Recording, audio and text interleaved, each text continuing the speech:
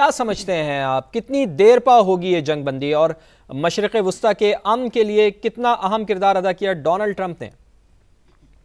इसके बारे में कुछ भी नहीं कहा जा सकता। और जो कतर में जो अमरीकी फौजी अड्डे पे ईरान ने जो हमला किया था, उसके बारे में जो ट्रंप का बयान है, अगर आप गौर से पढ़ें तो उसमें उसने कहा कि ईरान ने पहले ही हमें इतला कर दी थी और हमने यहाँ से अमरीकी अड्डा पहले ही खाली करवा लिया था, कोई नुकसान नहीं हुआ। और इसके बाद उसने दुनिया को मुबारकबाद दी है कि अब ये जंग खत्म होगी। ये है तस्वीर।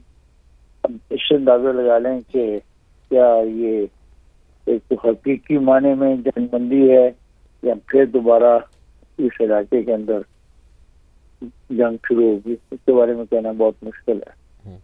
अच्छा नाइब, अमरीकी सदर ये कह रहे हैं इफ्तिखार साहब, जेडी वैंस साहब के अगर तो ईरान दोबारा से अपने न्यूक्लियर पावर की तरफ जाता है, एटमी बम बनाने की कोशिश करता है, तो फिर हम दोबारा से उसको जवाब देंगे, दोबारा से हमला करेंगे। तो आप समझते हैं कि एक तो ईरान का अब क्या होगा कि जिस कदर उसको नुकसान पहुंच चुका है, 3 एटमी तंसीबात को निशाना बनाया है, क्या वो दोबारा से अपना प्लान शुरू करेगा इसके ऊपर? मेरी एक बात याद रखें, जो इसराइल के साथ ईरान की जो झगड़ा है ना, उसमें अमेरिका का जो कूदना था वो इसराइल को बचाने के लिए कूदा। ये बात आप दोस्तों को अगर समझ आ गई हो तो बहुत अच्छी है, अगर नहीं समझ आएगी तो फिर इंतजार करें। ईरान को ये हक है कि वो अपनी आज़ादी के लिए अपनी जो जद्दोजहद कर सके वो करे। जहाँ तक रहा जौहरी तवानाई का इस्तेमाल, इसके बारे में कोई भी ऐसा सबूत नहीं मिला कि वो ऐसी हरकत कर रहा है। अब ये जो अमेरिका ने उनके 3 जौहरी साइट्स पर हमला किया, अगर वहाँ पे जौहरी तवानाई होती तो कोई ना कोई तो उसका नुकसान बाहर आता, और कोई ऐसी चीज नहीं अभी तक हुई और कोई ऐसा नुकसान नहीं हुआ लोगों का जिसे पता लगे कि वहाँ पे बम तैयार था। बाकी का जौहरी जो चीजें होती हैं, इसको अपनी तरक्की के लिए, बिजली पैदा करने के लिए, ज़राअत के लिए और दूसरे शोबों के लिए इस्तेमाल करना हर मुल्क का हक है। सही, बिल्कुल इफ्तिखार साहब, इसी से मुताल्लिक ईरान ही कह भी चुका है ना कि ये तो हमारा हक है, फिर इस पे आप इतनी तनकीद क्यों करें। साथ रहेगा जौहर सलीम साहब, हमें ज्वाइन कर चुके हैं, साबिक सेक्रेटरी खारजा हैं। जौहर साहब बेहद शुक्रिया। सीज़ फायर हुआ, दोनों तरफ से तस्दीक आ गई, ईरान ने भी कहा कि ठीक है हम सीज़ फायर पर आमादा है, लेकिन इसका क्रेडिट हकीकी मानों में जाता किसको है?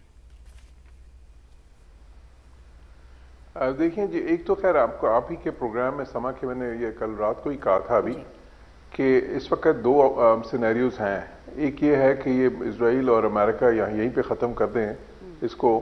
उसकी वजह यह है कि जो उन्होंने ऑब्जेक्टिव्स अपने यहाँ से अचीव करने थे वो उन्होंने खासियत तक कर लिए हैं।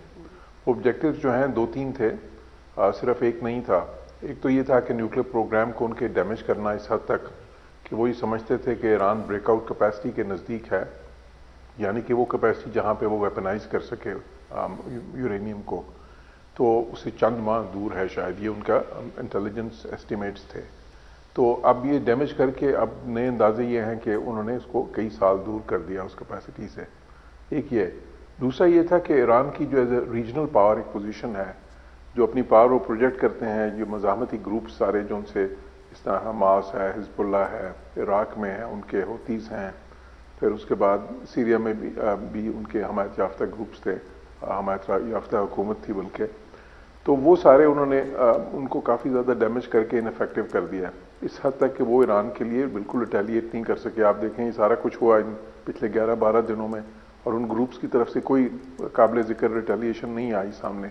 हालांकि ये ग्रुप्स जो है ये ईरान की फर्स्ट लाइन ऑफ डिफेंस होते थे, जो उन्होंने बहुत सालों की मेहनत के बाद और बहुत ही ज़्यादा रिसोर्सेज खर्च करने के बाद इनको जो है इस काबिल बनाया था।